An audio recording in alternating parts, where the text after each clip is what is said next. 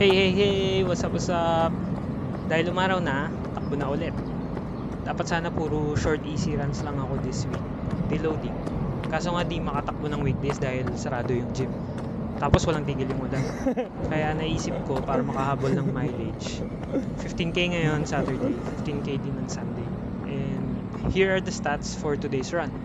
15.10 kilometers, 8:18 per kilometer average pace, 136 BPM average heart rate, Zone 2 easy run lang. Yun lang, bukas ulit.